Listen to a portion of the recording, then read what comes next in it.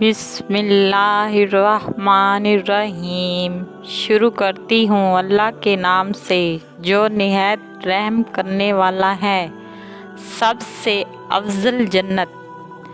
जिस तरह से अल्लाह ताला ने तमाम फरिश्तों से जिब्राइल अलैहिस्सलाम को, तमाम इंसानों से हज़रत मोहम्मद सल्लल्लाहु अलैहि वसल्लम को, आसमानों से ऊपर वाले आसमान को, शहरों से मक्का को, महीनों से अशर मुहर्रम को, रातों से लैलतुल क़द्र को, दिनों से जुमे को, रात से इनके दरमियानी हिस्से को, वक़ात से नमाज के वक़ात को फजीलत बख्शी है।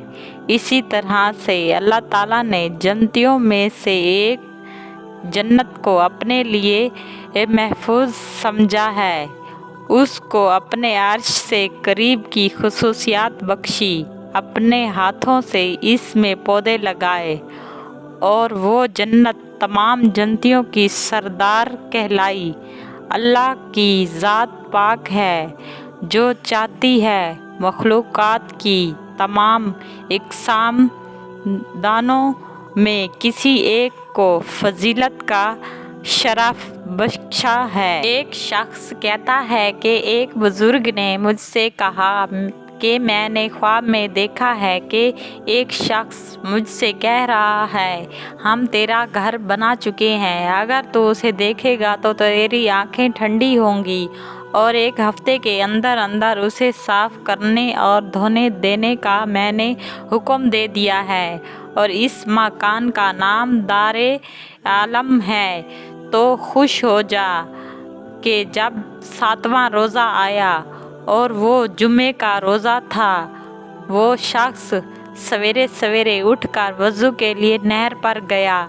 नहर में उतरना चाहता था कि पाँव फिसला और नहर में डूब गया। तब नमाज के बाद हमने इसे निकाल कर दफना दिया। 3 दिन के बाद मैंने इस ख्वाब में देखा कि सब्ज़ रेशम का लिबास पहना हुआ था उस शख्स ने। मैंने इससे हाल पूछा, कहा तू कहने लगा कि अल्लाह ताला ने मुझे रासे आलम में उतारा जो मेरे लिए तैयार फरमाया था। मैंने पूछा वो कैसा मकान है, इसकी कुछ तारीफ़ें तो करो। क्या अफसोस इसकी कोई तारीफ़ कर ही नहीं सकता। काश मेरे अहलो अयाल को भी मालूम होता कि इसके लिए भी मेरे करीब मकान बनाएंगे। इसमें हर खुशी की चीज़ें मौजूद हैं, मेरे भाइयों के लिए भी, और तू भी इन लोगों में से है। या इलाही तू मुझे अज़ाब ना कर, क्यों ना कि मैं जन्नत में पहुंचने की उम्मीदवार हूँ। तू जिस जन्नत में नेकियों का हमसा है, जिनको ऐसा हमसाया मिले वो बड़ा ही खुश नसीब हो। अल्लाह ताला हम सब को अच्छे काम करने की तौफीक अता फरमाए, रोज़े रखने की तौफीक अता फरमाए। हमारी वीडियो अच्छी लगी हो तो लाइक करें, सब्सक्राइब करें।